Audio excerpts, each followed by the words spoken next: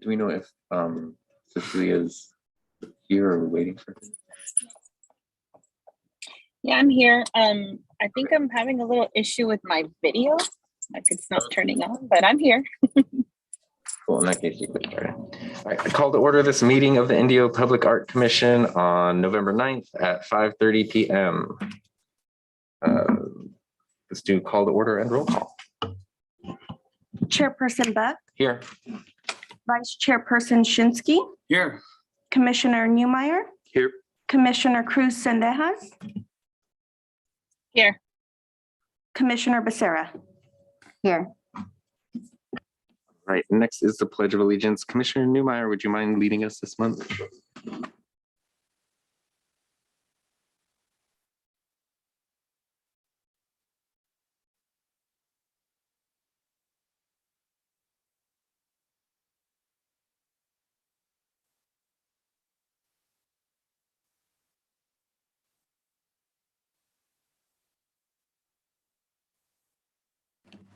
Thanks so much. And we have public comment for items not on the agenda. There are none. Alrighty, then item number 4 are minutes from previous meetings, May 11th and July 13th.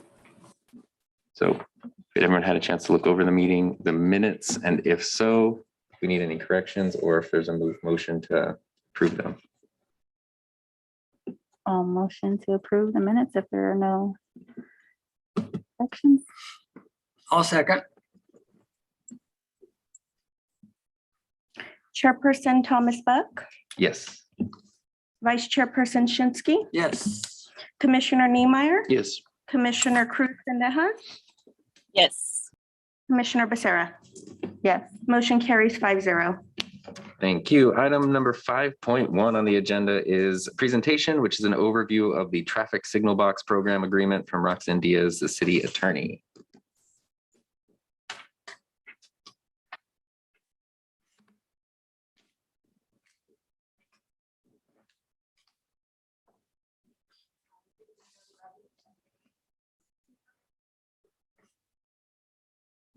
How about now? Is that much better? Much. Great, thank you.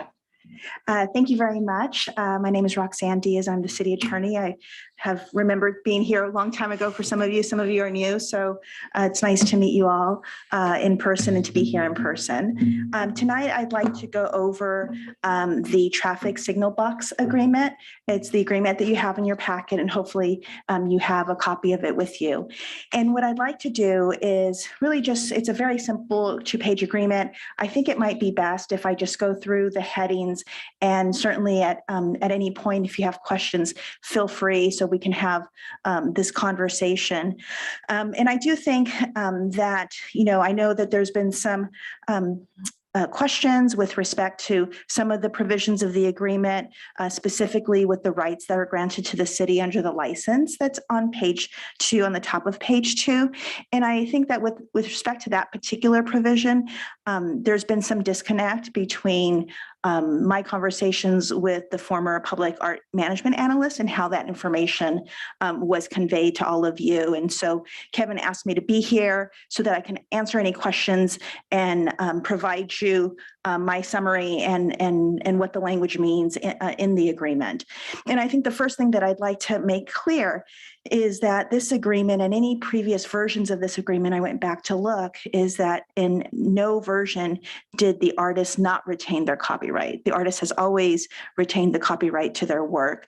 The city has never claimed or requested the copyright to the artwork from the artist in the traffic signal box agreement.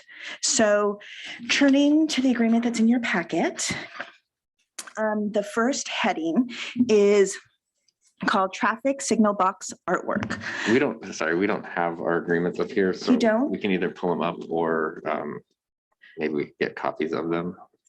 Okay, Kevin will run copies. I didn't mean to interrupt, but Oh, no, I'm glad we that, can also just pull them up. I mean, like, yeah. okay, so he'll run the copies and that way you can follow along because I think it's important, at least not yet, but soon it'll be important with the specific language that I think that the commission is most interested in. And so the first heading is traffic signal box artwork. And under this heading, the gist of this heading is that The artist is recognizing that even though they're providing the city with a digital copy of their artwork, that the artist understands and authorizes the city to digitally transfer the artwork that they provide us in a digital format as a commercial wrap over the utility box. And it's really just to make clear that the artist understands what we are doing with their artwork and how it's going to be applied to the box. Some cities do have traffic signal box programs where the artist applies paint on the signal box, and we have a wrap. Regardless of the methodology or of how that's transferred, it's just to make clear with respect to how the work is placed on the box. And then the second paragraph is a provision with respect to original work. And here the artist is representing that their artwork is original and it's solely their product of their own creative efforts, and that it doesn't infringe on any third party's intellectual property rights.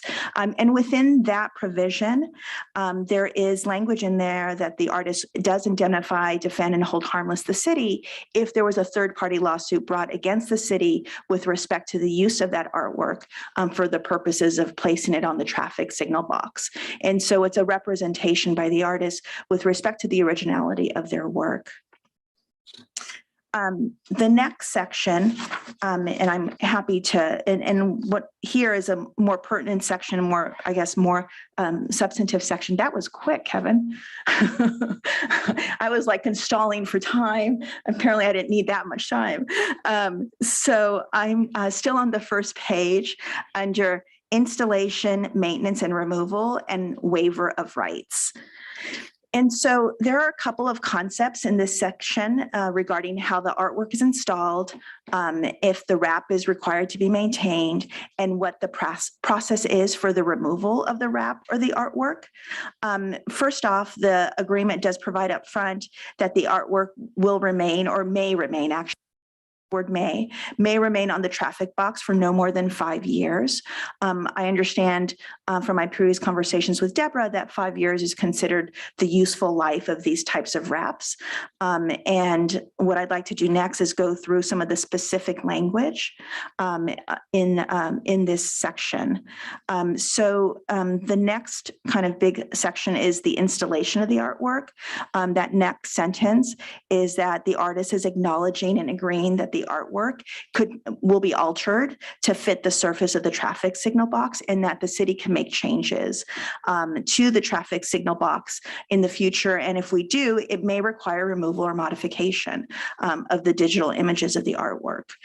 The next kind of big picture language here that's important is that it provides the city, or it reserves the right to the city to alter or remove at any time without notice to the artist the artwork.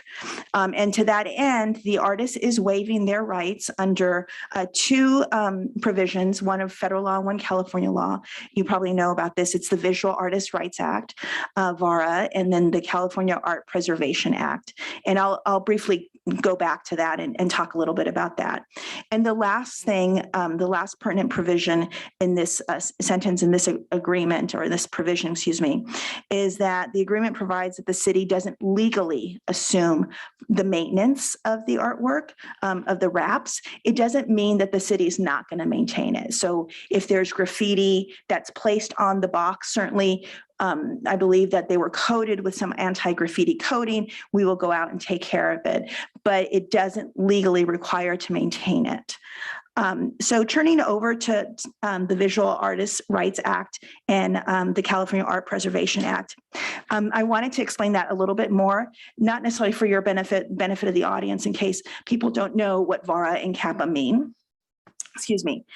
Both acts are pretty similar to each other, and essentially they grant artists who create visual works of art the right to prevent the destruction or alteration of their work unless those rights are waived.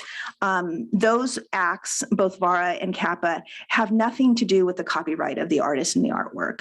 The artist retains all their rights under the Copyright Act for the duration of the law, which I believe is death plus 70 years. What the Visual Rights Act does is it grants to the artist what is referred to commonly known as moral rights. And what this concept means is that the artist controls their work, even though they have sold their work and they have no contact with the current owner. And one of those moral rights is the right to integrity, which prohibits the destruction of any work that is either of recognized stature under the federal law or recognized quality under the state law without the artist's consent or notice. However, the artist can waive those rights. And the waiver of those rights is customary. It's the norm in many municipal agreements with artists. And more often, thank you, and more often than not, thank you.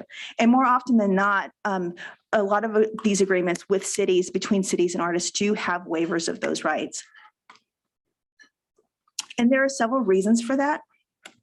First, it provides the city's flexibility in case we need to remove the artwork for a variety of reasons. If it's damaged, if there's a change of use, depending on the circumstances, it allows us to do that without notifying the artist. Maybe it's not 5 years, maybe it's 10 years down the line and we don't know where the artist is or where the artist's heirs are. It also provides and protects the city from any future liability based on these two statutes, which is the requirement for notice. They're both a little bit different, but that's essentially the essence of it. And third, the city, although we believe in the importance of what art brings to the city. I think, and you'll hear more about this later, art is a big economic driver for cities. And but the city is not in the business, it's not a museum, it's not in the business of art. That's not our forte. And so having the waiver here really just recognizes the practicality of what cities do. Usually these programs are run by planners, they're run by lay staff with maybe some knowledge, but not always. And our record keeping may not always be meticulous. I think you see that with the Mural program. I know Deborah searched high and low for documents. I searched high and low for documents. And so, the practicalities of being able to be nimble and flexible, that's what this provision does for cities. The waiver is not because the city doesn't respect the artist or the integrity of the work. It's really just the practicalities that go along with us running a program such as this. The next section is the license provision, and that's on the top of page 2. And that's the license and the authorization for the city's use of the artwork. And this is, I think, the section that has had the most questions with respect to what the language means. And again, the section doesn't take away or remove the artist's copyright. We're not paying for the copyright to their artwork. So in order for a city or anyone to exhibit the artist's work in this manner, essentially we are seeking to show their work and to use their work. What's customary in the industry is a license agreement. And a license agreement allows an artist to grant permission to another party to use their work while they retain copyright ownership of their work. A license agreement can be couched as a license agreement. It can be embedded like it is here in this agreement. But at the end of the day, the city is receiving a license to use the artwork in this particular manner. In our agreement, the artist is assigning to the city an irrevocable license in the artwork itself. And the reason why it's irrevocable, meaning that it can't be revoked, the artist can't change their mind, is because we do need some certainty with art in terms of making sure that we have the ability to know that one day the artist is not going to change their mind and take away the license. So it's irrevocable. That said, the agreement itself for the exhibition of the artwork on the traffic signal box is for 5 years. Also in this section here, it says, by this assignment, artist irrevocably grants the city of Indio the non-exclusive right to use, reproduce, copy, exhibit, publish, or distribute in whole or in part in any medium now or later develop photographs and other two-dimensional reproductions of the artwork.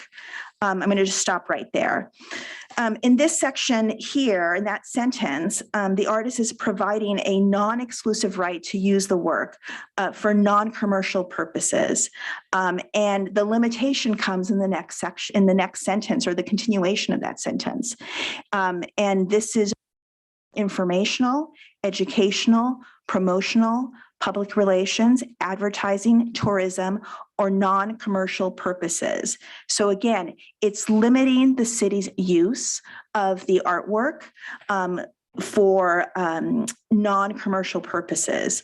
In this section, we're not granting to ourselves the right to use the artwork for commercial purposes. We can't sell it, we can't merchandise it, but to make money or to profit from it. But what we are doing is we have a grant of a license for non-commercial purposes, and that includes, for example, making brochures if we wanted to of all the artwork boxes. We can use it to distribute at various events.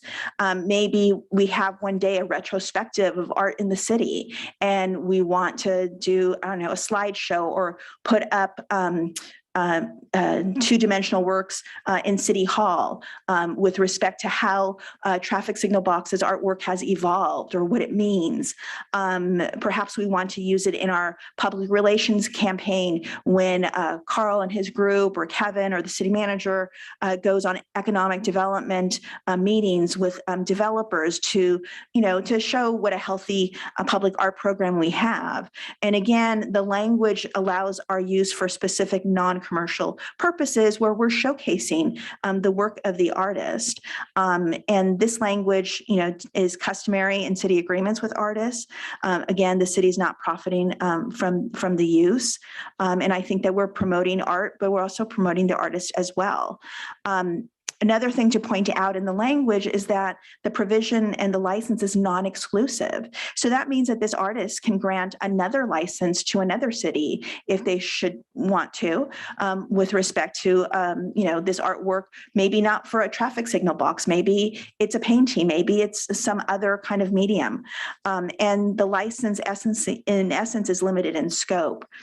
I did have a number of exchanges with Deborah, with the public arts management analyst on this issue. She provided me her comments on the license. She provided me a white paper from an attorney who works in art. And I did take all of her comments constructively. I read the material that she provided to me.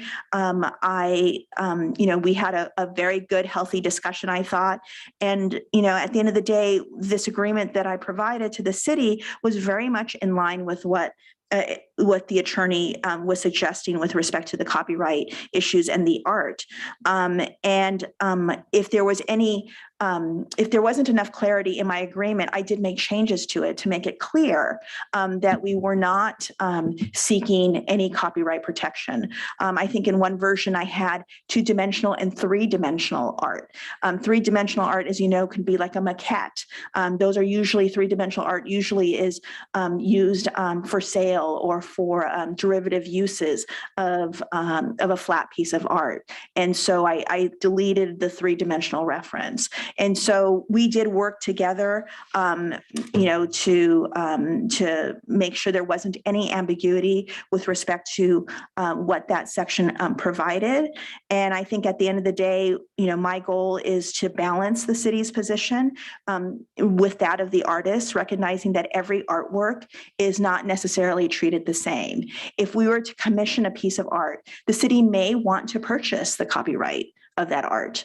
That would be a negotiation with the artist. This type of agreement is much different. And so the license here is appropriate. The flexibility with the waiver of certain rights provides the city the flexibility it needs to handle this program in the right way. I think, there's some lessons learned with respect to how we've handled artwork in the past. And so, when I was putting this together, I took that into consideration consideration as well in making sure that we have the documentation. So we're not placed in a position with respect to the murals where there is no documentation with respect to who owns the mural, what rights were given, can we even access the mural without violating anyone's rights. And then the remainder of the agreement here is publicity. It grants the city permission to use the artist's name and likeness and their biographical information in connection with the artwork and with respect to its display. And then the waiver of claims and liability of the city are pretty standard. They're waiving any personal injury claims regarding their participation in the program, and that the city's liability to the artist is limited to the honorarium. So I'm happy to answer any questions if, I'm here to answer whatever you'd like. And thank you for letting me be here. Thank you so much for taking time to come at the end of the day and help clarify this thing that has been sort of amorphous for us for a long time. Are there any questions about the artist agreement? I don't know. I don't have any questions, but no, yeah, I agree that this has answered some of the questions that I've had and some of the concerns that I've had from the previous drafts, but no, no questions. It's more clear to me. Thank you, Roxanne. I mean, Of course. all the misinformation that flies around has been cleared up totally. Great. Yes, I agree. Great. And thank you. And please, anytime my son is in art school. I mean, he's at Michigan in Ann Arbor. He's going to their Stamps School of Art and Design. I hope he's not going to be a starving artist, but it may be that way. But, I respect artists and what they do. I try to collect art from new artists. So I really, I know what all of you are trying to achieve in the city. And as Kevin knows, he and I have had great discussions about art and what it does for a city. And it's exciting to be able to bring new artists in and hopefully we can have a more robust program. And I certainly know that that's something that is your goal as well. So thank you so much. Yeah, thank you. This really helps us get things in motion. So it's much appreciated. All right, we'll move on to then section 6, which are some action items. And we're going to flip these a little bit just to be conscious of the time of our guests who are here. So we're going to do item 6.2 first, and then we'll jump to 6.1. Item 6.2 is recommendation to City Council for the long-term lease of a portion of the colossal cacti art piece by Andrew Kovacs. And we have, well, I guess we have guests here. I can sort of take it away better than I can explain.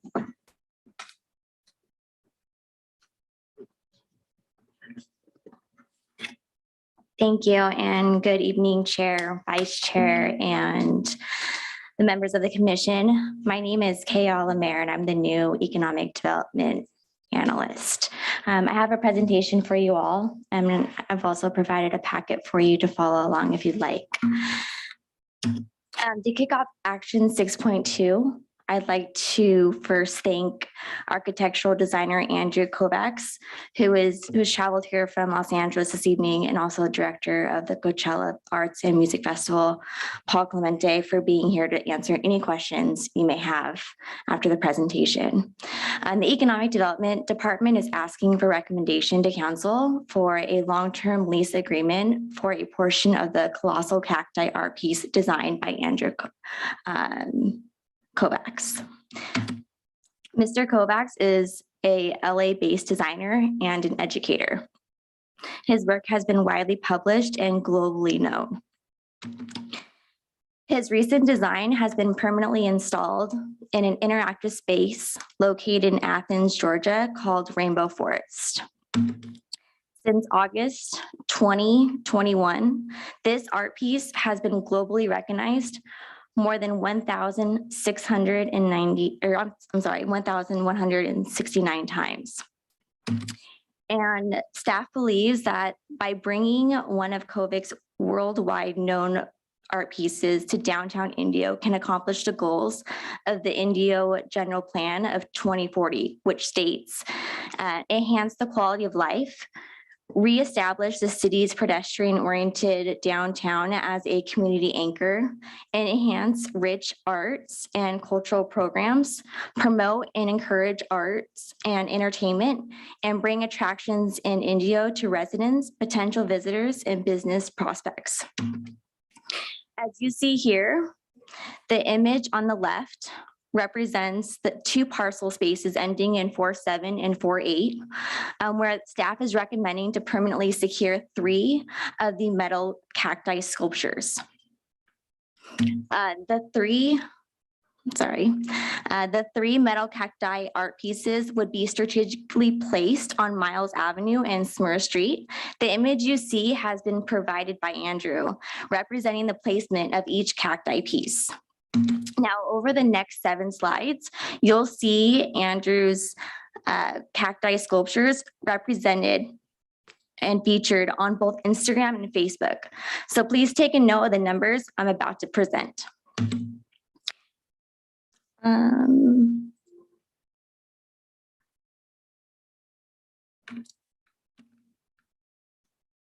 There we go. In this slide, you'll see in 2019, this image was featured on Instagram and Facebook 43,522 times. In 2019, this image was featured on Instagram 97,795 times. And in 2019, this image was featured on Instagram and Facebook 39,835 times. And in 2019, this image was featured on Instagram 22,406 times. And in 2019, this video was featured on Instagram 107,256 times.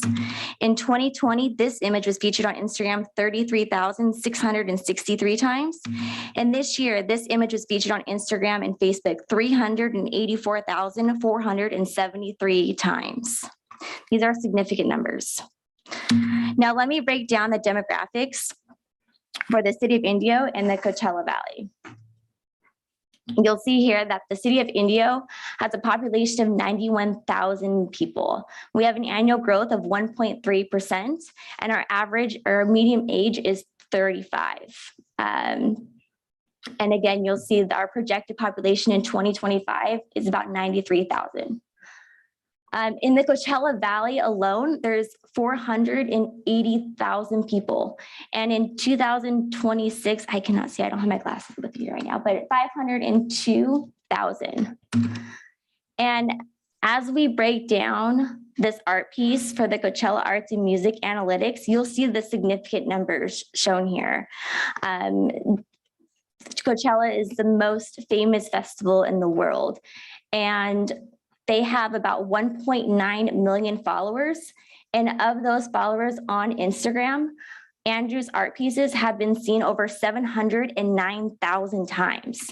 That's going to drive thousands and thousands of people to our downtown area as I continue and the Economic Development Department continues to activate and enliven our downtown area. In the Coachella Valley, you'll see the breakdown for the visitors that come to the Coachella festivals as well.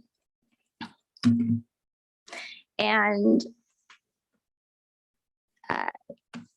Team Indio and Department focus on several goals. And of those goals, we provide a high quality of life, create a lively selection of nightlife, entertainment, and recreation options, and expand the city of festivals. And this concludes my presentation. I'm happy to answer any questions you may have. And also Andrew and Paul are here as well to answer any questions. Thank you so much. I much appreciate it. Does anyone have any questions, comments? Not included in this report was the last page, I believe, which was a budget line item question. Yes. Okay, because I'm asking, what was the purpose for this presentation? Is this an ask for money or just approval of the location? So I just wanted to bring forward the artist, let you guys know what our project is about, our downtown enlivenment and activation. And also, as you see in the packet, the cost breakdown, the location, and where we would put the sculptures. We've also included Andrew's vision of how he would put them on that parcel. And the point of the presentation was to show you how many times and how many people have actually viewed his artwork and how this can come to life and help activate our downtown area, which is part of the biggest project in the city of Indio. And Chair, if I could add, this is agendized as an action item, which means that the commission could take motion action to recommend to city council whatever action the commission may agree on in terms of the potential utilization of the site and the art piece. So it is, again, agendized as an action item for your consideration for a recommendation, advisory recommendation to city council. But are we talking about a recommendation to have the piece in downtown Indio, or are we talking about spending public art fund monies for this? The answer is both. Both. Both? Well, Yes. how much? Okay, not included in the report, which was in our online packet, is the sheet explaining a breakdown with $25,000 budget. That's not included in this presentation tonight. And this is, it's like, we're hit with this as an action item. It's like, it's right out of the Mark Scott playbook. Throw it at them after the council's been made aware of it, and then have the commission rubber stamp it. Is that what's happening here? No. This was, again, proposed as an action item. I came here to present basically what we're looking at doing in our downtown space. No council member or anybody has seen this action item, and we're presenting it to you for motion to council after this meeting. Okay, now another number of 25,000 just came up. What's the 25,000 for? So the $25,000 includes the installation of the art piece, the logistics, also to refurbish the art piece. And then after that, there'll be a $5,000 maintenance fee for the 3 art pieces. And that's all broken down in the action item packet. What you have in front of you is the presentation that I put forward, but again, because it's an action item, you should already. We don't have the No, meat. what okay. I'm saying is this last page Mhm. is not in this package, which we just received tonight. So just to be clear, Commission, so the presentation in front of you is the presentation. It's a summary presentation of what's in your packet, which has the detailed information. So if you'd like Kayla to walk through the financial aspects one more time, she certainly can to assist you in that. But the goal, again, this evening is to present this for your consideration. You as an advisory body to city council can take whatever action you may or may not want to take. That's up to you. I understand that, Mr. Snyder. What I'm saying is that the paperwork that we were handed tonight does not include a part of the presentation. With the budget item of 25,000, you have to go online to see that information. Okay, duly noted. Thank you. So no one up here has seen this unless they've checked it on the link. So on if the it would help the agenda. commission, I would be happy to run off the page of the staff report and hard copy that has that budgetary information, if that would be of assistance to you. Happy to do that. Yeah, I'd like to see it. Okay. Sure. While we wait on that, is there a timeline that you guys would have in mind for something like this? Should it be recommended or approved? Sure. So we're actually looking at having this installed before January of 2022, because we are working on our downtown activation and enlivenment starting the second Saturday of every month, starting January of 2022. So this will be part of that project to help activate the downtown. Tell us a little more about this second Saturday of every month. Is that an event? So yes, so last city council meeting, we presented our RFQ to get entertainment vendors to start activating the downtown space, which we would start creating a stage, a permanent stage. And we would try to basically get all of the local artists and help activate this, the downtown, whether it's food trucks, whether it's local bands.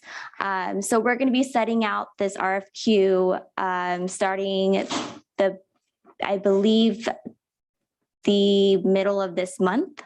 And then we will proceed forward to receive all the RFQs and then go from there and hope that this becomes a larger event. It's going to just start small as we begin.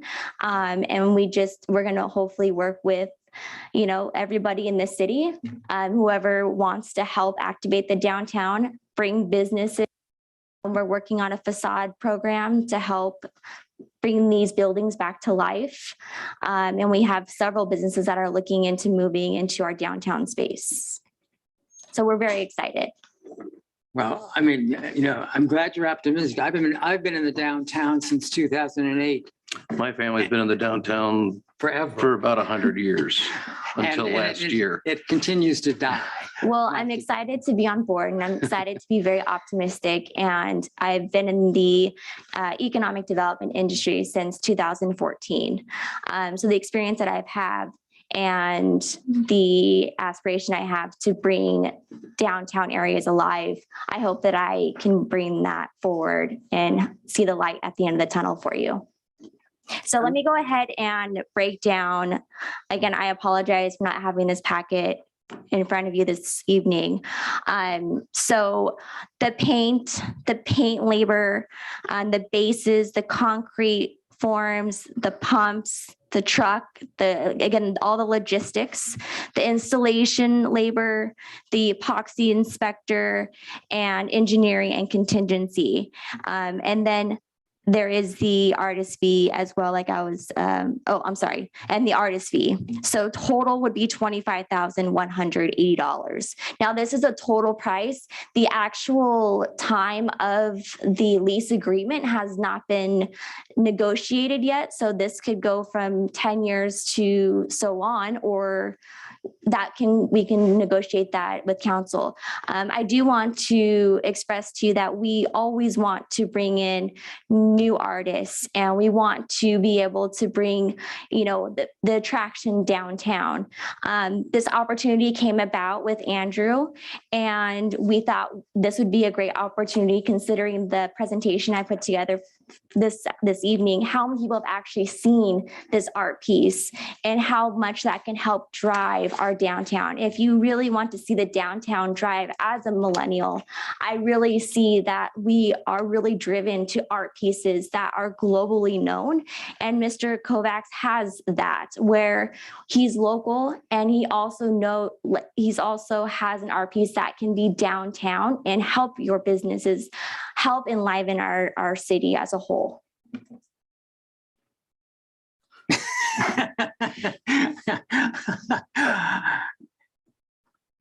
I've got to go. So I'm sensing the Indio has always been at the situation where there's a history and there's a hope for a future, and often the two don't jive that well. And I tend to find myself as a resident of Indio, as someone who's worked in Indio, leaning towards one side more than the other. There's practical sides to this. Ultimately, what I'm seeing here, just with the budget breakdown, is, well, I guess I have a couple other questions. Do we know what the annual maintenance cost would be? It would be $5,000. Okay, I just wanted to make sure we have that. And then the installation, I know it mentions stuff like concrete.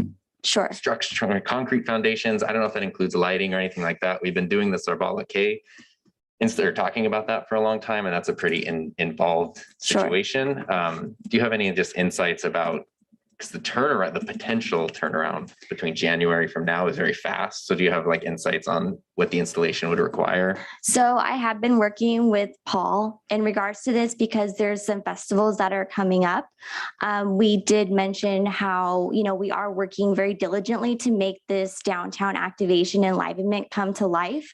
So yes, we do have a very hard date or month to make this happen by December of this year.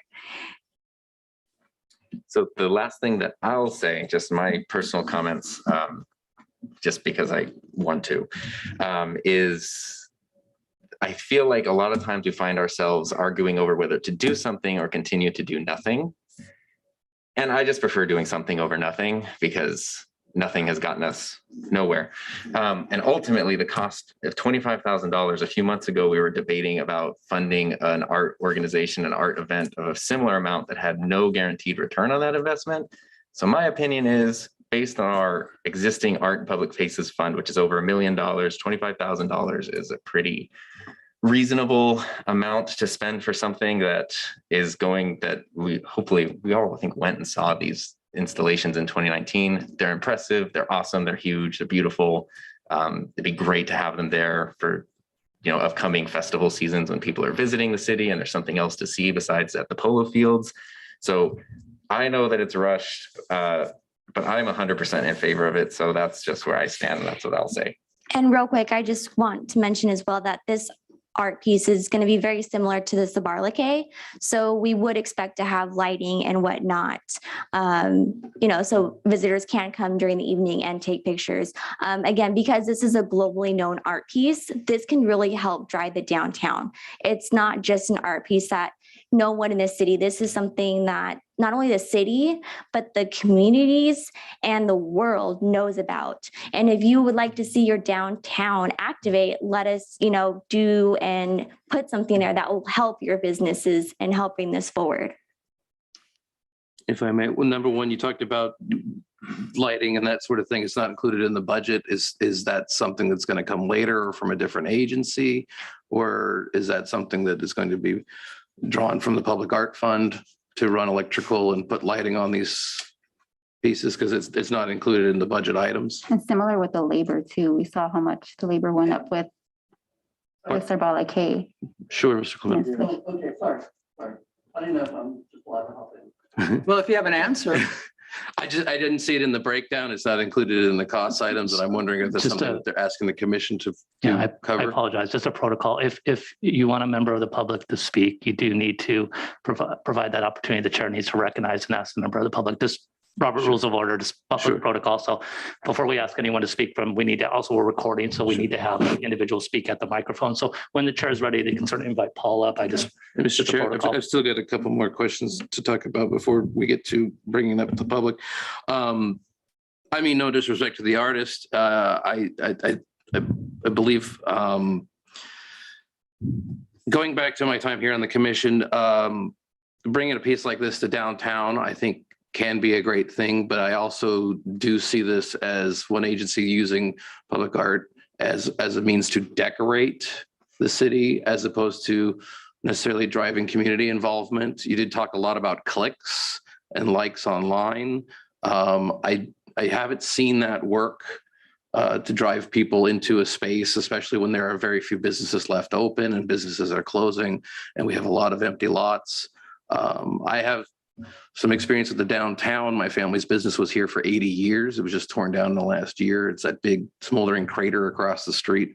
So when I hear a lot of talk about plunking down sculptures or bringing something in here, I get a little bit miffed and irritated about that, because we've done all sorts of things in this city over the last 40 years, but we've only built one new building. We've torn down buildings. We're tearing down buildings today. Buildings catch fire, we tear them down. So again, I support public art. I support having our community come down to the downtown, revitalize it. But what I'm afraid of is if we were brought a presentation, we were just told about this basically Friday in our agenda. This is the first time we're seeing it, the first time we're discussing it, for an action item here in November to recommend to council to move in December. we usually move at a glacial pace on public art. And I know, Tom, you talked about that I'd rather do something than nothing. I'm not particularly against this project. I'm just not a fan of the way that this comes up. This is not the first time that this has happened with a public art presentation. Again, I mean, no disrespect to the artist. I mean no respect to you, Paul Clemente, with Golden Voice. It's just that the way that these things are brought to us to ask for money and approval are a bit quicker than saying, hey, we're going to talk about this next month. Instead, we're going to talk about this in 4 days. Well, certainly I am new with the city beginning August 30th, and I did go through the right courses to make sure that you did have the correct paperwork. If there is another protocol that you'd like me to go through, I'm happy to do so for the next commission meeting. Just to give you a quick insight in regards to public arts, I have had experience traveling around the world. I'm in places such as South Korea and whatnot, where there's artwork, incredible artwork, by the underground malls and, in their paradise casinos, all over the world, in Thailand and the Philippines, just words saying, where the city is. It drives the new generations to art. So with the presentation that I had today was to recognize that there are followers, there is a huge following base, and that's going to help bring our downtown alive. And artwork is a great thing. And to permanently put something that's globally known is something that's a great opportunity for the city of Indio. Can I also add with that too? That I also, when we're relating it to the Cerebral K, I've read the report. There was more intention and more process with it where we were involved, and there was more of a sense of community involvement with that piece. And that's where I'm missing in this project, is what the intention of the piece is in this space, because we are always talking about how to bring in the community as well. And this is a very valuable piece of property. It's right here in the city, right? So how to our community and our local artists as well, because this is a big chunk of money going out. If I may, Carl Morgan, I'm the Economic Development Director for the city. I've been here for just over 5 years. I appreciate what Chairman Buck mentioned about, do something or do nothing.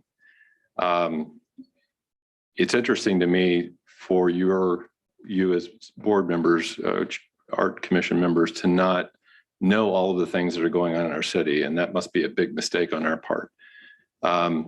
Our downtown is on the precipice of a renaissance, okay? The downtown specific plan got adopted.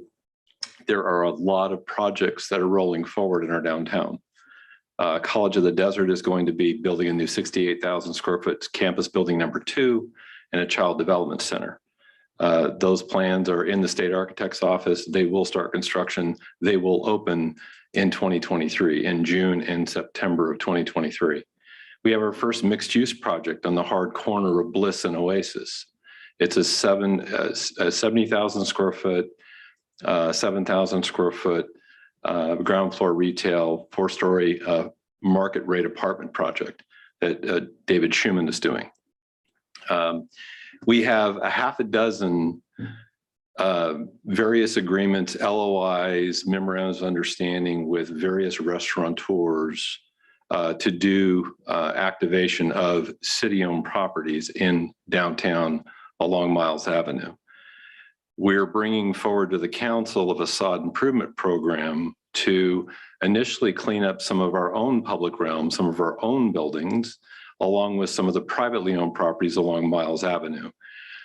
There are plans afoot to create an outdoor amphitheater and outdoor living room or family room, if you would, at the southwest corner of Miles and Smyr, which would be part of the activation and enlivenment that Kayla mentioned during her presentation. There's a lot of things going on. COVID has put a little bit of a wrinkle in things, as you well know. It's held off a few things, but we have been working diligently behind the scenes. We have a new city manager, Brian Montgomery, who has been incredibly supportive of staff and economic development in this city. He's been here just over 6 months. There's a lot moving forward. We believe that placing this prominent art piece at a very nominal amount of money in this location across from that amphitheater and in a path from Desert Theater Works that brings about 20,000 folks into our downtown, pre-COVID numbers, which I think they'll get back to, and they're in the process of opening, that this could create a very nice pedestrian connection and be in compliance with the downtown specific plan that was adopted and help create some there in downtown. I know that there's been a long history that I've heard about from a variety of folks in our community, business owners, landowners, policymakers. And there have been promises made and things that were going to happen, they didn't happen for a lot of different reasons.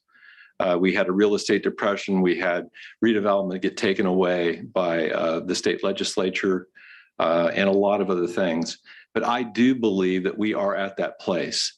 And what I would ask you as an art commission to give us the benefit of the doubt and be supportive of this endeavor, and then articulate to your staff how you would like us to bring things forward to you in the future. If you need a 6-month lag time or a 12-month lag time, please let us know. This came up as an opportunity. We have the real estate. We believe it will be a really great thing for downtown. We want to create some Instagrammable, selfie kind of opportunity in downtown. We are the city of festivals. This is a prominent art piece that was a part of our Coachella events, and we would really like your support to put this in our downtown. Thank you very much. Happy to answer any other questions you might have. Thank you so much. Well, I have to say, Carl,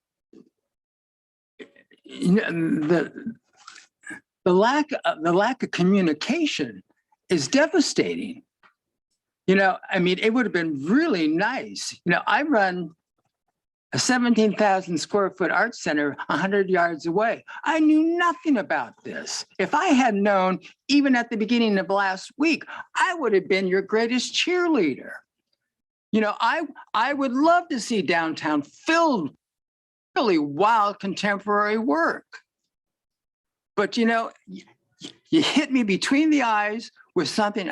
What is this?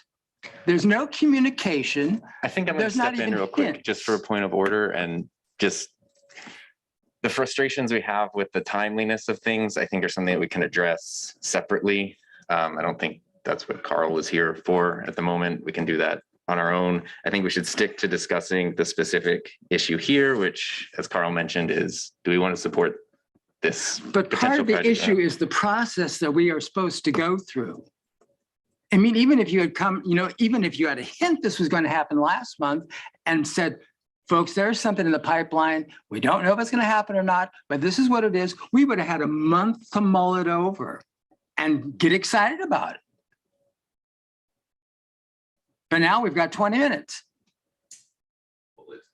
The opportunity came up very quickly. It's here before you. I would ask again that you not hold that against us and, recommend that we roll this forward. I think it's a good thing for downtown. It's a fun thing. In terms of communication, Bill, I am always available. You and I have chatted over time. We have a director of marketing and communications. There is a lot of information that goes out. Some of the things that we negotiate with private businesses and property owners are confidential until such time as they come forward. But all of the things that I talked about today have been things that have been talked about and have been presented at various events in our city for a period of time. They've been talked about in our downtown specific plan and other things. So I'm always available, Bill, 24/7 if you ever want to chit chat. I'm a fan of the arts. I believe that art is an economic driver for a community. I would love to see a lot more art in downtown. I'd like to see more buildings built in downtown, and I think we will get there. Sure, if I could. Yeah, just a moment of interjection. If you have frustration, either individually as a collective, as a commission, I ask you that you direct that towards me.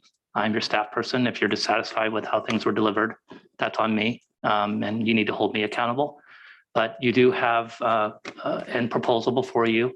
Putting aside your frustration, and again, I direct that at me, please, because neither Carl or Kayala or Paul or Andrew in any way, they simply brought forward a proposal. Things happen sometimes quickly, and unfortunately, perhaps the timeline that you might have wished was not present in the situation, but that's on me as your staff person. So if you're frustrated, be frustrated with me. And I would ask that you, in whatever way you as a commission decide to act, please take the frustration out of your consideration, direct that towards me. We can talk about that later. You can hold me accountable. So thank you. Well, you heard it. Being frustrated, Kevin's part of his job description. But really though, like we've been in this crazy transition period with new people coming and going. And I do want to like recognize that at least in the past 2 months, I think Kevin's been working extremely hard I know that I've just been seeing things move at a much quicker pace and a much more organized pace. And not everything's going to be perfect all the time, but there's been a lot of improvements and I'm very appreciative of that. I just want to recognize that prior to any grievances that get sent your way. But I agree with that sentiment of we have an opportunity. Let's discuss the opportunity and take our personal feelings and set those aside and try to differentiate the two. I know we have Paul here who is happy to answer some questions. And I think we had some questions that were kind of specifically in his area of expertise. So now might be a good time if we want to recognize Paul to come up and share a little bit. Sure. Good to see you guys. Yeah, sure. So if I may, just for 1 second, in everyone's defense, this is probably all my fault again. So I met Kayala at the very end, just a couple weeks ago, at the very end of when we were installing Sarbala K. She got my number. She said, "Hey, can I come over, see what you're doing?" "Yes, please come over." And very quickly, she was like interested in other possibilities. And I let her know that we had some other stuff over in the shop. She came over the next day, saw what was going on over there. I very specifically, when we designed Andrew's installation the first time, the 4 largest pieces were built out of wood. Very long. The 3 smaller pieces, we very specifically built them out of steel. So they will literally last, as EJ can attest, 100 years. Okay. So they were sitting there. They've been sitting there since the show in 2019.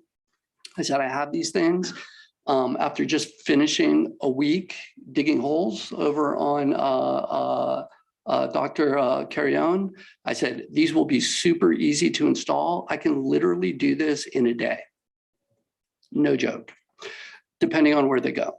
So once we get some very small concrete slabs in the ground that my engineer is going to do the math on, we can literally move them and install them in 1 day. So you have all of the costs there in that little budget. I personally put in a very generous $7,500 fee for Andrew because I think he deserves it if the pieces are going to be sitting there for 10 years or whatever. If you want to debate that number, you're of course free to do that. If you have any questions specifically about how this piece would go in, I would be glad to answer them. It's very straightforward. And we're going to repaint the pieces, make them look brand new. And then with Plaza Towing again and Price's Crane, we'll take them over there and install them. What are their sizes?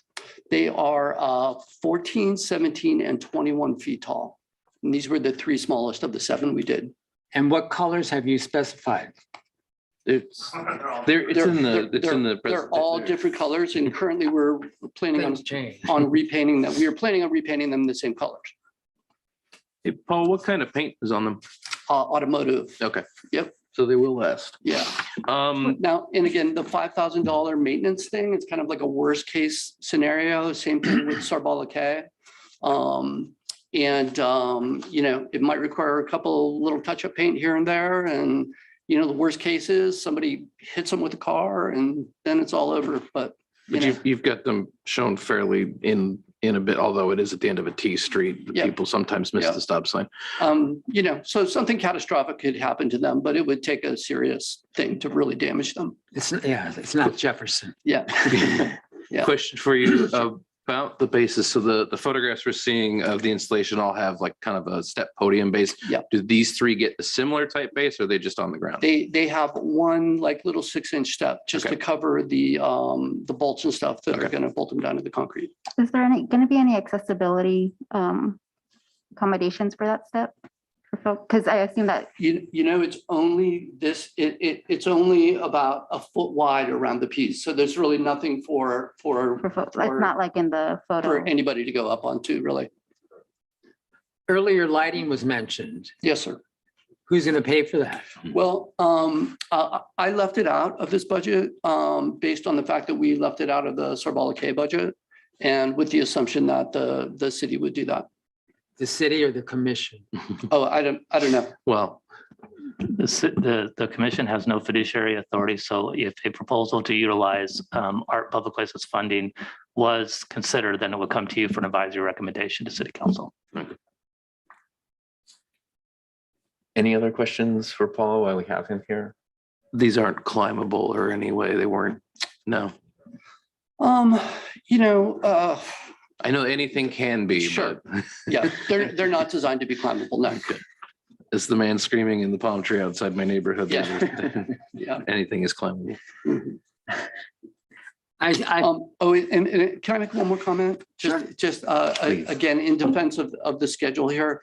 The reason why, we wanted to try to get it done this calendar year was, again, me. In my brief conversation with Kayala, I was like, hey, we're going to be hot and heavy in Coachella in January. It'd be great if we could, because in my mind, it's not a big job. And so what I said to her was, it'd be great if we could get it done in this calendar year and get it off my plate before the show. But, if it trickled, if we wanted it done before people started coming to Indio for Coachella, it could trickle into January, February, and we'll still get it done. No problem. My concern about something this quickly, not necessarily that you can't do it. Sure. It's more community buy-in. We can recommend this tonight and then it goes to council. And if anyone wanted to say anything about it, I'd want to have them time to go talk about it. And that's the only reason why I get upset about the time frame with these sorts of things. And again, if we needed to stretch it out and you guys still decided amongst yourselves that you wanted it done before Coachella 2022, then I'll be glad to work with everybody and give you guys the time to figure that out. On the imagery, are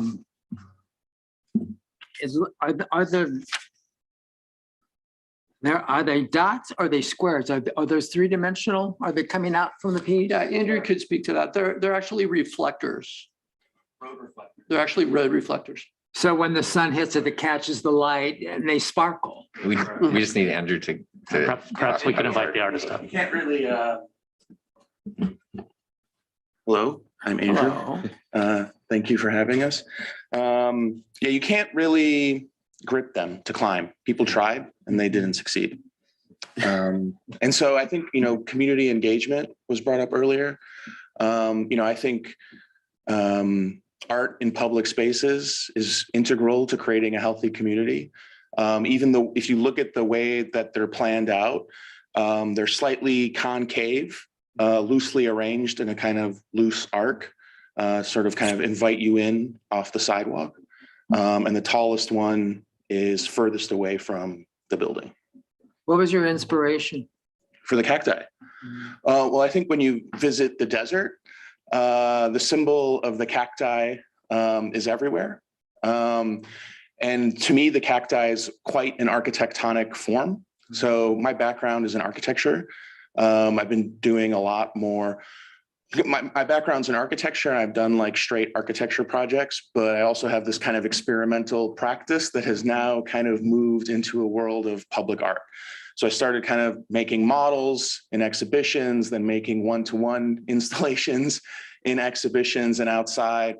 And as Kiala showed, Rainbow Forest, that was a project I realized this summer, August 2021, as a self-build in Athens, Georgia. So that'll be around for 25 years. Why Athens? It was an open call. It was a public call. So, and Athens is all about Athens. I had never been to Athens, Georgia. So it was an open call. I applied for it. There were, I believe, 34 entries, 2 of which were local in Georgia. And it was a long process. And then this past summer, I went there and we realized it. That's great. Any other questions? Well, we have Andrew with us at the stand right there. And if not, then thank you so much for shedding some light on that. It's much appreciated. Sorry, Vanessa, something go just ahead. came to mind. I mean, if we were to say elongate this, right, process to bring in more community involvement, I mean, do you see that as a possibility to bring in local artists to be a part of this installation as well? Because this is a new piece, right? This space is very, like, we never knew that this was an option, right? To bring out such as like in such a short amount of time, installations in our community. Yeah, that'd be great. If the timeline is extended for consideration of this, is there an opportunity to bring other artists into consideration for downtown art installations? Is that To be a part of the space, yeah. part of the space? Mhm. So in addition to this piece, other potential pieces. Either or, yeah, in addition, or if we don't have this piece, yeah. If I may, this would be one of, I think, many public art pieces that we would want to see in downtown.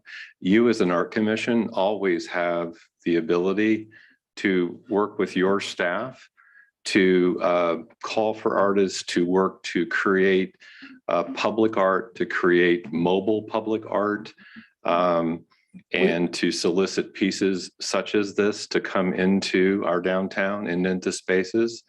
Our downtown specific plan actually talks about creating those kinds of spaces. It gives community benefit for density on various projects to do those kinds of things. So yes, I would say that going forward, we would love to see more public art in downtown and really nice quality pieces such as this that are iconic, that people will actually travel to and want to stand in front of and photograph and be photographed in front of. So we welcome that.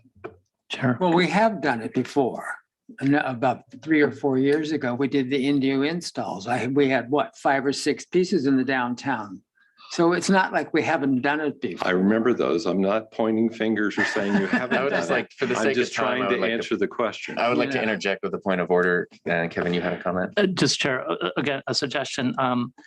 I think this conversation has pointed out that perhaps the commission, we should have a follow-up conversation on if we get these considerations that come forward unexpectedly and perhaps on a quicker timeline, that perhaps I would recommend the commission have a discussion in the near future about how to handle these. For example, do we need that as soon as we hear about it, a quick summary email with any information sent out to the commission saying we're going to put this on I'm making this up, by the way, but put on a future agenda, that kind of thing. So because I do believe that these opportunities are going to come up, not just in downtown, but in other parts of our city. And, you know, as staff, we are working really hard to try to bring forward a lot of actions and activities to the point of maybe things have not been moving as quickly as you would have, as citizens and people invested in the city would like to see. But I think perhaps there could be a separate dialogue about that process and what the commission would like to see in the future, so that we have in place what works best for the commission. Whatever decision you make or don't make this evening, I think it's important to note that and acknowledge that that's something that I would recommend as your staff person that the commission talk about, so that we don't have that frustration like you felt earlier this evening. And again, please direct that at me. So I just wanted to point that out before you decide any potential next steps. Thank you. Appreciate that. I also did want to point out, I know Paul and his team of like amazing professionals said, like, we can get this done, don't worry. But I also know, like, logistically, once the festivals start ramping up, stuff gets crazy and unexpected things happen. And right now we do have availability. We also have availability of like infrastructure, you know, the towing, all that stuff, who just did a big project and like they rehearsed it basically. So it seems like a good time to strike while the iron is hot. Is it appropriate for a chair to make a motion? I honestly don't know. Yes, the chair can make a motion. Typically, the chair normally lets other members make a motion, but in the absence of a motion from other members, the chair is allowed to make a motion. Then if there's no other discussion, if there is other discussion, I want to make sure we hit that first. Well, no, I was just going to say that, they're great fun and people will love them.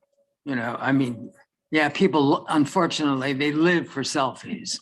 It's really almost insulting that people are so driven by their own image and, totally take away from serious artists and trying to do decent work. They are fun. They'll be great. They'll be fun to have around. I have no qualm about that. I don't like the process, Kevin. We'll cover the process. I'd be happy to make a motion that we recommend to City Council that we accept this proposal. Thank you. I will second. I was gonna say that too, but yeah, go ahead. I'm all for it. Chairperson Beck, Yes. Vice Chairperson Shinsky, Yes. Commissioner Niemeyer, Yes. Commissioner Cruz Sendejas, Yes. Commissioner Becerra. No, and I would just like the record to show that it's nothing against the artist or the artwork itself. It's just the presentation and the intentions behind this artwork. It was meant as an Instagrammable moment, and I'm really here to bring community together with art and not bring Instagram in with art. Thank you. Motion passes 4-1. All right. Thank you, everybody, for your time. And I'm sure there's nowhere you'd rather be at 6:45 p.m. All right.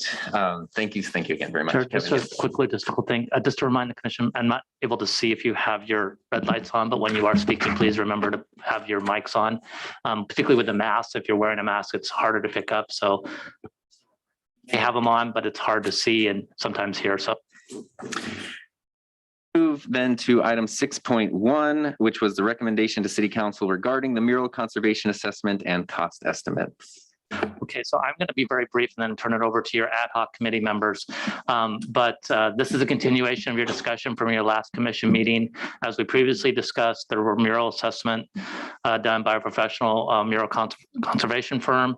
That information was represented in your packet. It does include both the assessment as well as cost estimates for what the potential remediation costs for the art could be. At your last meeting, the commission formed an ad hoc committee made up of Commissioner Niemeyer and Vice Chairperson Shinsky, and also asked for a survey. We thank you to Vanessa Castillo, who has become my Survey Monkey expert. She was helpful in getting that launched. And we have had, as of today, a total of 71 responses. And I'm going to, at this point, turn it over to the ad hoc committee to lead you through a discussion. And we're here to answer any questions you might have and provide support. Thank you.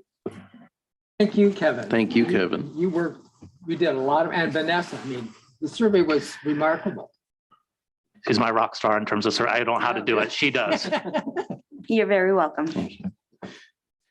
Okay, so we met briefly at the last meeting and we met briefly again last week, but in the meantime, I'll go ahead and read what I've prepared here. For discussion purposes, the ad hoc committee broke out the 7 oldest of the city's murals, which you could argue call for the most attention. To reiterate some information for those in the audience or probably just listening online, the 7 murals predate the existence of the city's Public Arts Commission. They were commissioned and paid for by private businesses and or the Chamber of Commerce. And they were first painted anywhere from 18 to 24 years ago, outliving their prescribed longevity. Of these 7 murals, 2 are on city-owned property. 2 more on private buildings have agreements in place for the mural, and 3 do not have any agreement at all to the best of our research, Kevin and previous staff members. For clarification's sake, there's a Mary Ann's Bakery and a History of Transportation mural. They're both on the same building, but they count as 2 different murals. Thanks to Ms. Castillo. who created the online survey. We received 71 responses online, and we also had 2 handwritten responses from people who don't use the internet and computer. If you've not had a chance to look at the survey, it is still up and live. I've given you guys copies of the questions and answers. When asked, respondents overwhelmingly supported the presence of murals or a mural program here in the city. Some of the comments reflected support the existing history murals. A few desired more history murals over, say, non-historical subject matter. That's something that's come up in the past as we've started new murals in the last decade.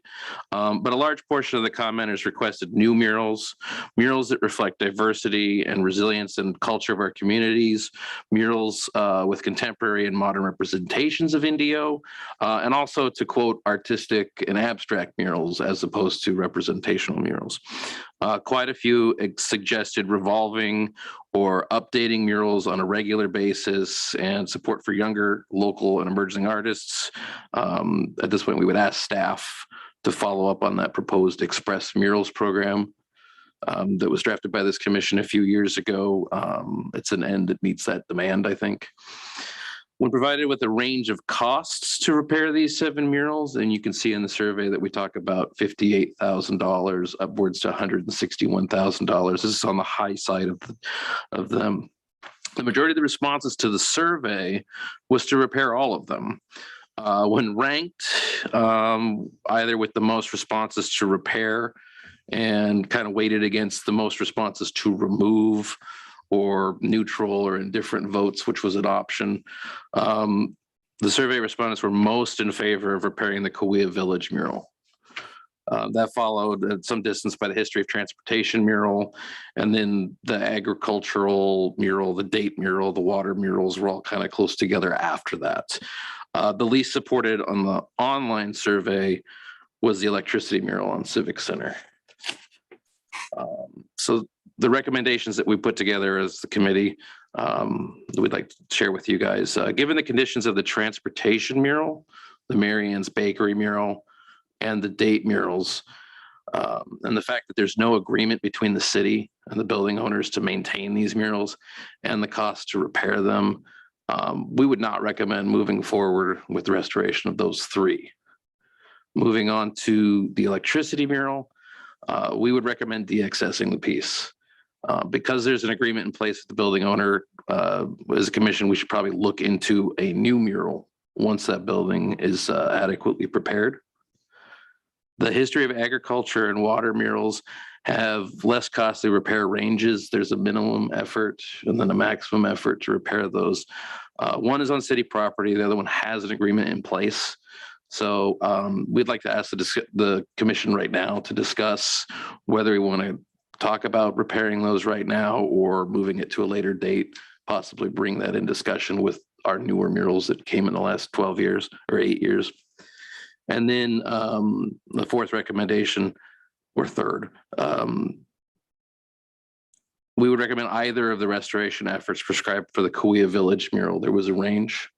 And to the best of my recollection, it's the only one without anti-graffiti coating. And we had talked about that, whether that was included in one of the costs or not. It was actually not included. Okay.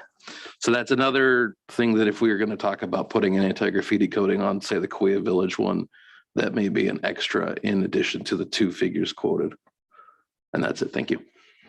Chair, if I could add one additional thing, the ad hoc committee had asked a question of me that I reached out to the Mural Conservator about, which was the opportunity to repaint an existing mural in place, and I did get a response. And there was 2 ways to look at that. You could take the existing mural and basically blank slate it and recreate it in the same space on the same surface, or you could do an alternate surface, perhaps even attaching it. We talked about, and I reached out to Evergreen. There are examples. They provided me with a couple of examples. Keith Haring murals, San Francisco Balmy Street mural. Are 2 examples they provided. So it is possible. the caveat was it's always dependent on surfaces, conditions, things like that. So because I think the the committee had, at least in our conversations, had wondered aloud if it might be more cost efficient to, if there was a strong desire to maintain certain murals, to just recreate them, for lack of a better word. So I just wanted to make sure that that answer was given on the record so that you knew that that was an option, certainly, although maybe not a preferred option. Thank you so much. And thank you for the ad hoc committee for like doing so much and getting so much and bringing so much to us. The survey is super valuable, and I trust your professional experience and judgment. Do we have any questions or further discussion points? Can you just repeat those murals that you want to talk about again? Which one were they? So the first recommendation was for no action for the transportation of Marion's Bakery. And those are the ones at Sun Gold and Indio Boulevard. And then the date mural, which is on Miles at Oasis. The ones that we talk about bringing up either later, we're talking about tonight, would be the history of agriculture, which is on the site of the current Yellow Mart. Water one, which is on the side of the old IPAC building.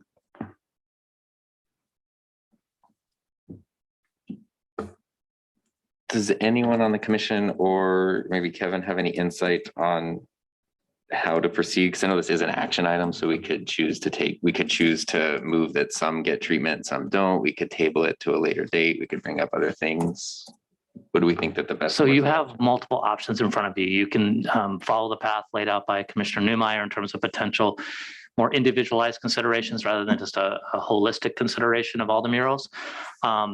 You could literally go by each mural, take the assessment and go through and make a recommendation to council on each one of them if you so chose, kind of how Commissioner Newmeyer was doing. He was lumping them a little bit, but basically kind of breaking them out. One consideration as you think about this is that if murals that are particularly on private property remain, there is the perception that the city, somehow these are city murals. So I think that the city staff would at least try to make an effort to work with those property owners to perhaps, and this would be something for you to talk about as a commission, try to get their permission to at least paint them over, because the reality is as long as they're there, we continue to receive the complaints, even though we don't have ownership privileges to them.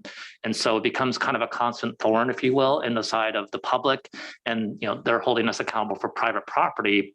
So we would try, not that we would perhaps be successful in every situation, but want to try. So as you discuss, that might be an option for you to consider as well.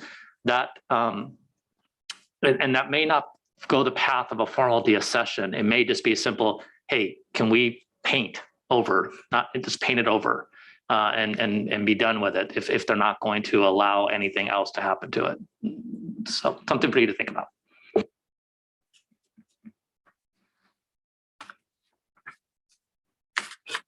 I mean, I'm personally comfortable trusting the ad hoc committee's recommendations because you guys have done the most research and have the most experience with it. I think it made the most sense to kind of break things down into chunks.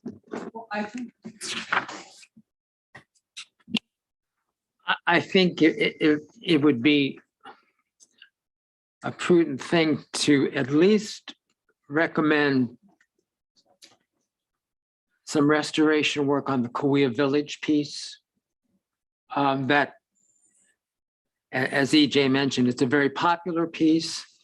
It's important to the history of the city. It's important to the history of the valley. And the lower range of restoration was really quite reasonable considering what they're going to do to it. And I think it would be a good faith thing to do is start work on them, because that would give us not only good PR, but I think it would give us an opportunity to work and see how Evergreen really does work, doing the type of work that they are capable of doing. Could I suggest maybe to help the commission, if you go to your second attachment, this is the attachment that has the cost estimates included for each of them. And perhaps just for the record, so it's clear, if we would literally take them one by one and there's dollar figures in there, and if you as a commission recommend, and then recommend a certain amount of money you think is reasonable expending. They gave ranges of cost, obviously. So it's a minimum and maximum. So perhaps that might help in terms of keeping the record and keeping Vanessa and I honest in terms of documenting this correctly. If you wouldn't mind, commissioners, that would be very helpful. So, and that is on page 33 of 34, if you're looking for that, of the packet, and page 2 of the July 15th memo from Evergreen. Yeah, I think that's a great idea. I'm happy to do that.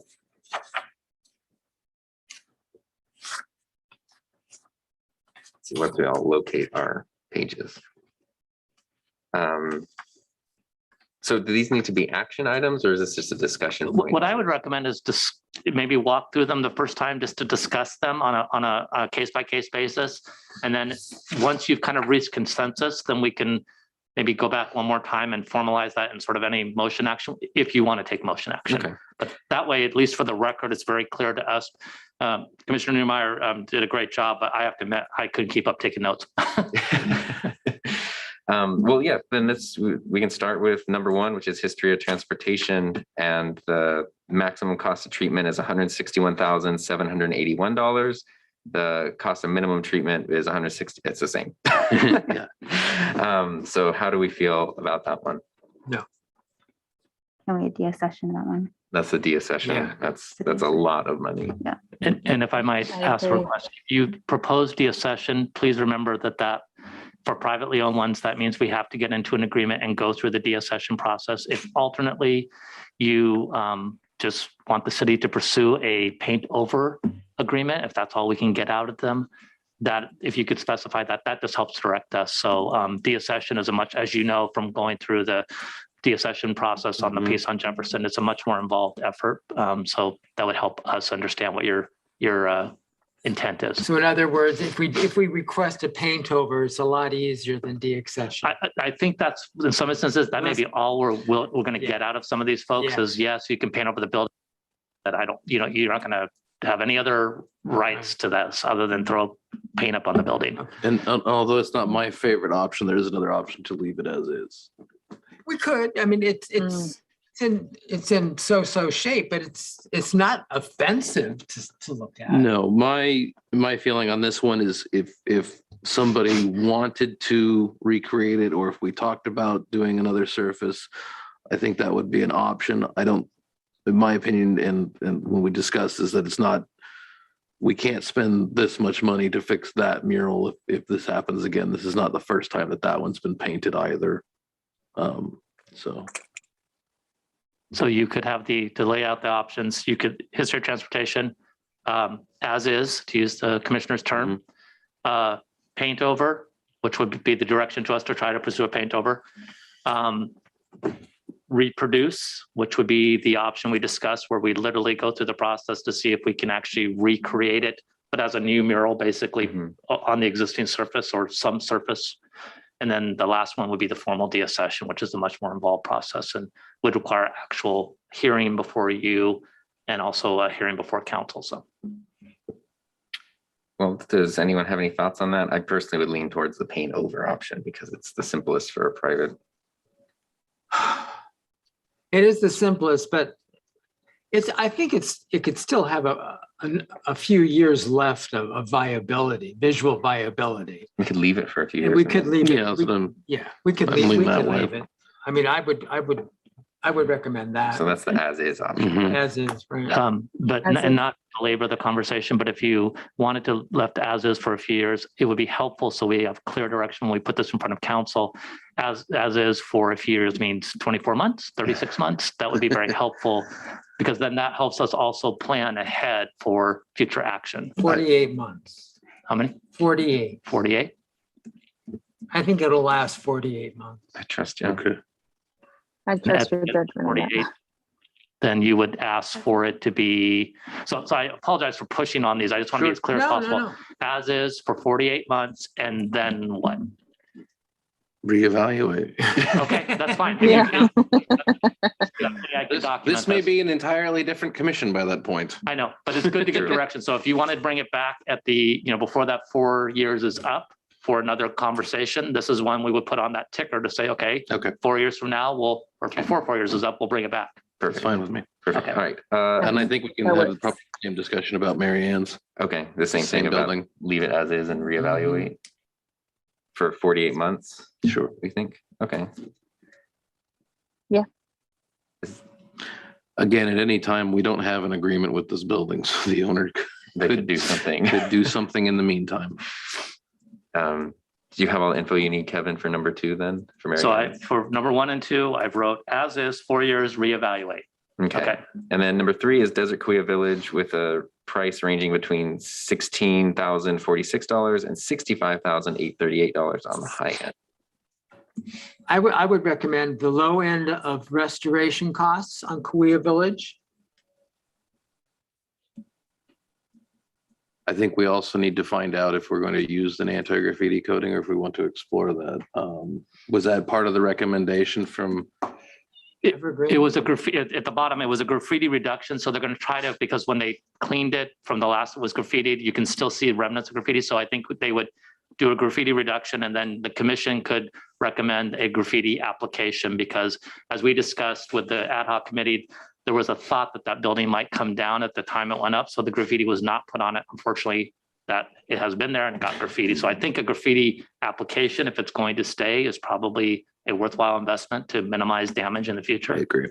Okay, so The $16,000 option plus. okay, Plus anti-graffiti. Okay. so retain plus minimal investment plus anti-graffiti. Yeah. Or And number then 3. number 4 is history of the date industry with a estimate of $128,798. I would think that would be either remove or repaint over or paint over.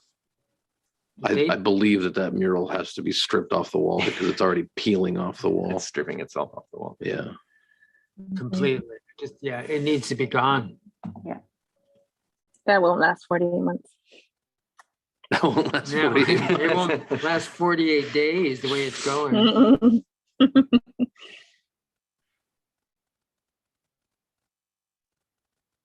Does that make sense? Okay. And then Well, number, I apologize. It didn't make total sense to me. So I think the I don't think- editorial is we don't want to spend any money on it. so it'd be a so- deaccession, right? So would be pursuing a paint over, or do you want to try to pursue deaccession? I don't think paint over would be appropriate for this one because there's no amount of paint will stay on that building. It's peeling off on its own. So it has to be removed in some way physically. Okay, so I don't think- removal Yeah. is the recommendation. Yes. And how that gets done is obviously somewhat of a technical Yes, discussion, but 'cause- removal is your recommendation. If you were to leave it as is for 4 more years, it may remove itself entirely, but it needs to go faster. I'm sorry, can you clarify, is removal and deaccession the same sort of process? I don't know the answer. That's a good question because it depends. Again, this is not part of our public arts program. If we're going to spend city money on it and go through the process of repairing the wall, doing all kind of somewhat restorative work to kind of get the surface back to a manageable condition, that's probably much more involved than bluntly putting some paint on it and quickly painting over it just to make it go away. So I think it would be a removal, but what does that look like is kind of a question mark for me because it depends on how effectively we can engage with the property owner. Okay, So this might be one that might come back to you. They might say, you can throw paint on the building and that's all you can do. And if that doesn't apply or doesn't work for some reason, we may not be able to do that. They say, yeah, but we want the building wall to look much more complete. That might be the accession work to that Okay. situation. Yeah, because traditionally deaccessioning means you are getting rid of it. You're taking it from your list of property. Right. And then what happens to it is whoever owns, wherever it is, the building owner could paint it over, but it no longer belongs in the property list of the city of Indio. okay, And because we have so many of these that, as I mentioned earlier, even though they're not part of the Art and Public Places program, there has been a perception that the city is responsible for them. So if the city is going to expend significant resources to effectively remove the mural and do any restorative work that needs to be done to the surface, to me, that's probably more of a deaccession conversation than a permission to paint. Okay. Yeah. So I think it's a question mark of what comes next. Okay. The next one, number 5, history of electricity, is also in critical condition with an estimated repair cost of $111,650. Would say the same. I think this one you would probably want to de-access, and then I think the discussion later will have to be that we talk about either replacing or putting a new mural, either different theme, artist, whatever, because that building owner does have an agreement with us. So removal plus deaccession plus potentially new mural. I would say the first 2 of those options for now. Okay. So removal plus deaccession. De-accession. But if we repaint on the same building, would it make more sense to make arrangements to have a new mural ready to go? Commission discussion. You know, instead of deaccessioning, painting over and letting it sit there, is have something in the wings ready to go, I think that would be Okay. ideal. Yeah, you know? I agree. If we and- can have a mural program ready to Yeah, go. and that would really begin a new program. Yeah, Then people would see that it would be leave. great. Yeah, exactly. And that would meet the requirements of a number of these suggestions, that we'd love to see new things, as long as, you know, Right. the old things need to be gone, some of them, but we want new things in their place. Mhm. So, Can that be added on automatically? Like if we're removing them or deaccessioning them, we're leaving those up to as Be like a options. replacement, Yeah. really. Yeah. yeah, And one of the things that has to happen with that is that wall has to be actually adequately prepped Yeah. for a Yeah. mural, because it has peeled off. Mhm. We have repainted the left portion of that one Mhm. once before, and there's still issues with drainage on the roof.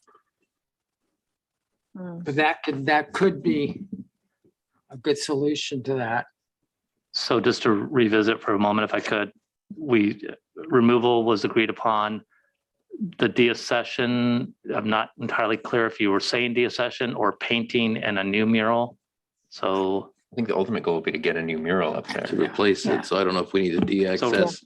That's another question. So too. removal is, Yeah. to me, that's going to be how far can we get in the conversation with the property owner? Uh-huh. And it may be that they may only agree for the removal if we do significant repair action to the surface, not just painting it, which I think then becomes a question of deaccession, because that we have to get them into the program in order to spend the money to, in essence, get them out of the program. Right. Yeah. But then to follow up the point, we may want to have them back in the program and have the permission to do a mural on their property, which would then cover, that we'd have an agreement to do with the new mural. So it's kind of a multi-step. Yeah. But if we approach the property owner saying, you know, this mural needs to, because it's lived its life. We have a new project waiting. In order to have this new project done, we need you to be in the program so we can address the needs of the wall properly. So combination session and new mural. Right. So so in this particular one, it sounds like, other than different than what you said before to the other ones, it's removal plus new mural. The removal action we'll figure out, but it's removal plus new mural. Yeah. You're wanting to use this piece of property for Yeah. a new mural. Mhm. Okay. Yeah. Okay. Great. Number 6 is agriculture in Indio. That's in fair condition, and it has a repair estimate of $17,684 up to $58,641.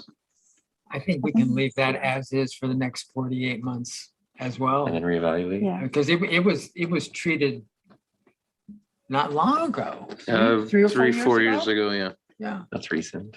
so. And if I might, one of the things when we get to the end, I think reasonably in the desert, any anti-graffiti application, because of the heat factors here, probably you're looking at a lifeline of 3 to 5 years. So programmatically, at the end of the discussion on this, I think one additional topic I'd ask you to give your thoughts on is whether or not we should for those that are going to be remain for the 4 years, for example, whether we should go through and get permission to apply on those that are privately owned, apply a grantee anti-graffiti application to them so that we get the benefit of that application, because everything in the desert just goes faster. Yeah. So as is, so number 6, alternative as is 4 years reevaluate. Yes. Number 7, history of water in the Coachella Valley. Poor, and it has estimated repair ranging from $26,090 to $87,305. It's a big range.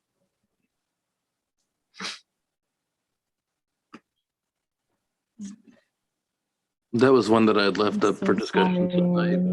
It is a south-facing mural, so it is going to get a lot more sun. That's why it has faded so much. It is up rather high. I think one of the reasons why the equipment cost is included in that number. Just an aside for that one, the artist's name is no longer on that wall. And we've been asked to at least try to have someone paint or put a signage on there because the bronze plaque was stolen. So that's another thing to discuss with that mural. But I leave it up to you guys to discuss whether either of those options is adequate, or if you just want to leave in place, maybe reevaluate even less than 48 months, or talk about doing it now. Well, I'd suggest just leaving as is and then reevaluate in 24 months. Shorter time frame. But in the meantime, we can look into putting up artist credit. I think either the director or the chair can authorize that if it's under a certain amount to replace the signage. I'm going to break this down if I could. Just so we're going to do as is 24 months, Correct. Reevaluate, and then for this particular one, we need to. I'm kind of afraid to put another bronze plaque up there, honestly. No, and I honestly, I think you can have it replicated in paint, or you just paint over where the plaque was stolen with whatever the wall paint would be, and then have the artist's name. So and then reapply artist name and in appropriate manner. Name and title and everything, because it needs to be on there. Okay. I don't know what your threshold is for involving the rest of the commission. This would be very low dollar, I would suspect. The only thing, and I apologize, I don't, typically we would seek the permission of the artist because we'd be touching it as well as the property owner. The city is the owner of the building. Yeah, the city is the owner. The signage is below the mural, below the piece.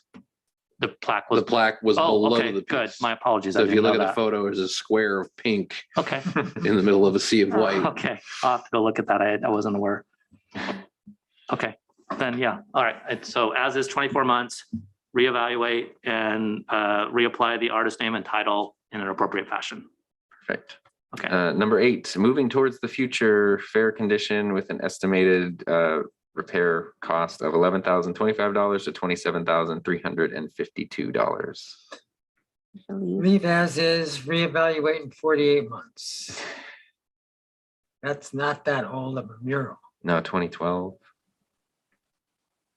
Yeah. Pretty good shape. And I apologize. You said 48 months? Yes. Okay.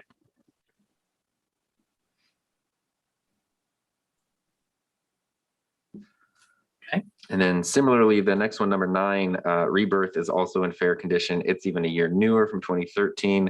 And the estimated cost would be $8,405 to $28,664. Recommendation.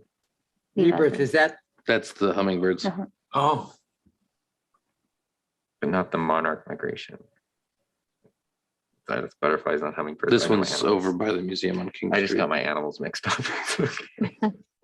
The blue background. No, I know my animals, I swear. So what's our recommendation on this one, as is and reevaluate? yeah, we could, I think it's healthy enough to leave as is, but give that one 36 months, because the chalking was getting a little serious. I don't know if it's going to get much more serious. I do know that it does need to be cleaned, as they Yeah. all do, but that one specifically. All right, Okay, so and as is 36 months, as is reevaluate. 36, And then perhaps we could touch on the cleaning for all of them. issue at the end, similar to the other topic. Okay. Then the next one is old Indio from 2016. It's still in fair condition, but the estimated restoration cost would be $12,772 to $29,977. Wow. Why don't we just call the artist? He's still alive. It could be an option, right? Well, actually, I think that I tried to get a hold of him once, but when I first noticed some deterioration, I tried to get a hold of him. I never heard back from him. Bijan, I think he should have first crack at it. He lives in Desert Hot Springs. So what is the They leave recommendation of the as is, commission? reevaluate. It says an as is reevaluate, possibly reach out to the artist and see. Yeah. And what's the time frame for reevaluation? I say 12 months, since it is right there on a main, it's well viewed. People are always looking at that mural because it's right there at that corner of Miles and Town. That's not our building, right? It's, The old Johnson photo building. but it's not our building, right? No, It's not. Yeah, okay, No. yeah, it's private. That's land. that's private. So what I wrote is as is 12 months reevaluate, contact the artist to see if willing to do restorative work. Yeah, give them first dibs, I guess. And the last one is the Monarch Migration, which is listed as it's in good condition with no treatment required, so $0. But if you wanted to spend money on it, we could spend up to $10,000 on it to make it prettier if we wanted to. No, just leave as is, reevaluate in 4 to 8 months and let the school district pay for it. Oh, you have to leave that third part out. Reevaluate 48 months. So that's all the murals. And then we just have the two items about graffiti, anti-graffiti coating and potential cleaning. They all need to be cleaned. Yeah. So the question then would be, similar, again, we can't access private property without permission.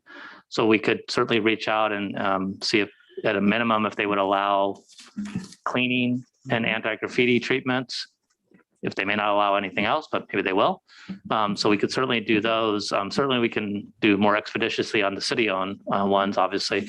But what is your direction? I think at this point, I think on some of them, we need to at least get the recommendation from the conservators on whether or not to put an anti-graffiti coating on anything before it gets either restored or cleaned up.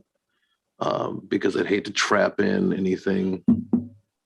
Yeah, you don't. But I do think that we need to include anti-graffiti in the Kuwa Village once it's been, I think that's the one that we definitely need to talk about. And that is a city-owned building. So just to be clear, the recommendation is get a recommendation from Evergreen as to whether to pursue any anti-graffiti treatment at this time or wait until such time that restorative work might be conducted so that we get the benefit of restorative work plus the anti-graffiti. Correct. Okay. Yeah, it doesn't make sense to coat it with anti-graffiti if it's not clean. Sure.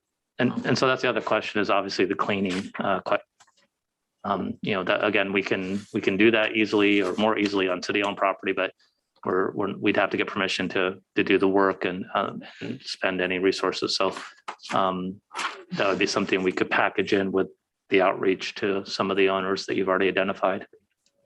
That's probably a good idea. Yeah, so that I think covers all the murals. Do we then, so as a commission, since this is an action item, should we make a motion to present this to council?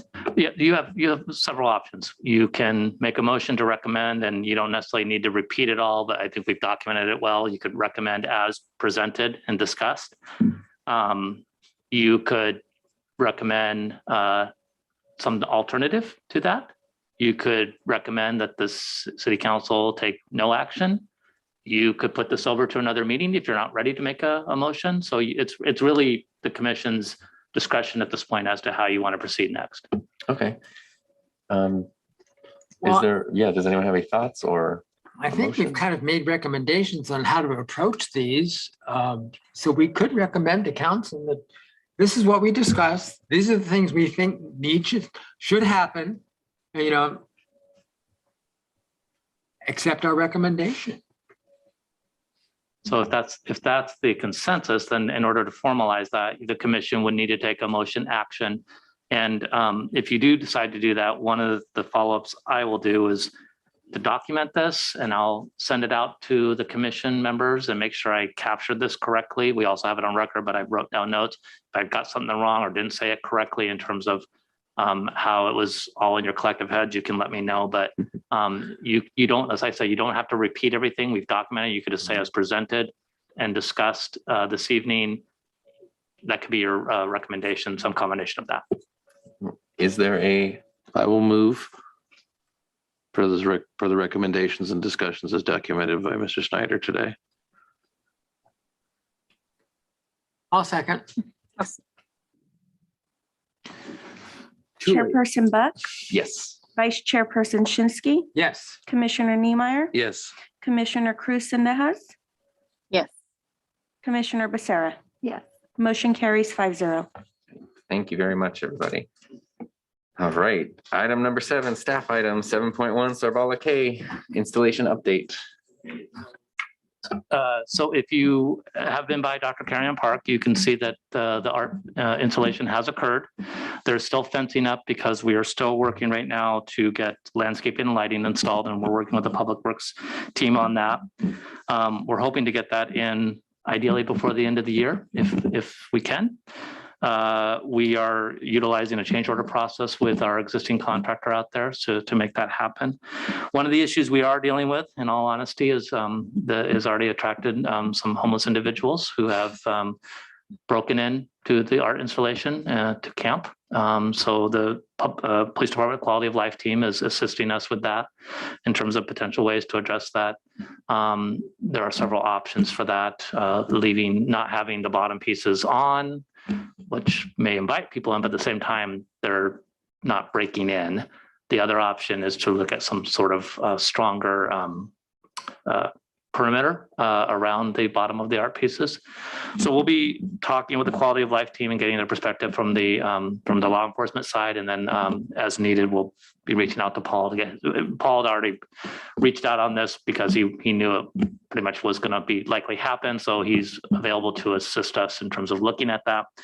We're also going to be looking at some sort of security camera installation. Our IT department is doing some research on that in terms of what would be an effective system, along with signage that the typical, hey, you're being watched, kind of, that may be a deterrent, may not deter everyone. But the reality of this location, and there's pluses and minuses this location, but one of the realities is that it's not is a heavily traveled area in certain times of the day, particularly evenings. So it may not always get the visibility on it, but I'm confident that we'll figure out the solution to it. It's going to take a little bit of time. It's obviously new, so it's also attracting that newness factor as well. I think once the park is fully up and running, is getting more heavily utilized during the day and the weekends, that may deter some folks from wanting to be on that site as well. So any questions I can answer?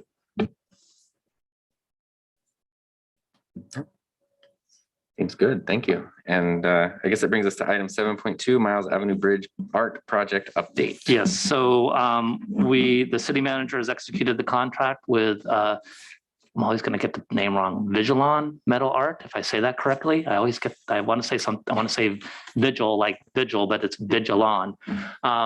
So we have executed a contract with them. We're processing a partial payment up front to allow them to secure the materials that they need to. They're per the contract, their production schedule will be from December 1 to June 30th of 2022. They'll be fabricating a total of 31 pieces based on the designs that were submitted. And the installation will occur in weather appropriate conditions. And talking with the Public Works Director, he's may not want his team out there in 120 plus degree weather trying to install metal, which I completely understand. So we will get them in as soon as we can. And Vigilon, if they are able to get them, they may get them to us in in pieces, and or not pieces, but maybe they have 5 produced and they get them to us. Yes. So, so that is moving along, and hopefully we'll be able to wrap that project up and have that particular program completed. And that is it for staff. They don't want to install metal in 125 degrees? You know, I can't really blame them. That's what we do. I appreciate that, but yes, and we'll see. I mean, like I said, that's the production time frame, but I have a sense that they might get done quicker than that full time frame. But they obviously needed and wanted the time. They set a certain production goal on a monthly basis to try to complete the artwork in a timely fashion. Any questions about that item? Comments? Great, then thank you so much. That brings us to item number 8. Any commissioner items that anybody has that they would like to make known? Yeah, I have something.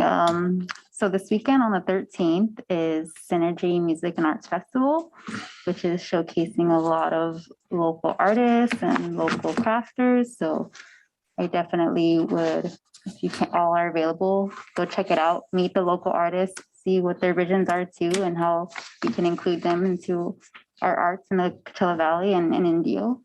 So it's going to be all day on Saturday. And Grammy nominated artist Keith Style is going to be there. So check them out. And where is it? It's at Dateland Park, I believe. Cecilia, do you? Yeah, okay. Yeah, it's Dateland Park in Coachella. And I'll be there doing live art as well. That's exciting. Any other items to bring up? Yeah. You know, the Art Center has been doing that artist comment on the side, north facing wall of the building. Well, I have pieces up now, and then in December, it'll be up for the Tamale Festival. I've given the entire wall over to Brian Pescador, who's a local young man photographer. And the reason I gave him the entire wall is because he has used the camera as his form of therapy, having been diagnosed as bipolar. So his use of the camera has basically kept him mentally sane and alive. So his imagery will be up for December, and up until then, I'll have 5 different artists up on the wall. They're up now. One of them is from Theodore Roosevelt School. Conceptually, it was, they received the 3rd graders received dictionaries from the Indio Rotary, as they give them every year. And the project was to choose the first letter of your first name or the first letter of your last name, and go to that section of the dictionary and find a new word that you like. And write that word down with your name and then draw around it to be creative. And unfortunately, supervisor didn't translate the directions well enough. Some of the kids got it, some of them didn't, but it's still a sweet piece. So if you walk by, please look at it. Thank you for that. Any other items before we wrap up? Chair, can I make one additional comment? Earlier this evening, when we were talking about the other item, there was a description of a lot of things that are happening.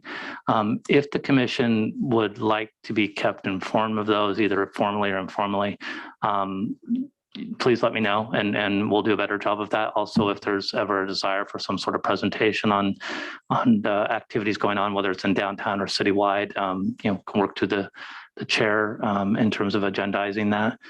So just please let the chair know, obviously in a Brown Act appropriate way, but certainly happy to provide that information. Thank you so much. All right, then that brings us to adjournment. If there's a motion to adjourn.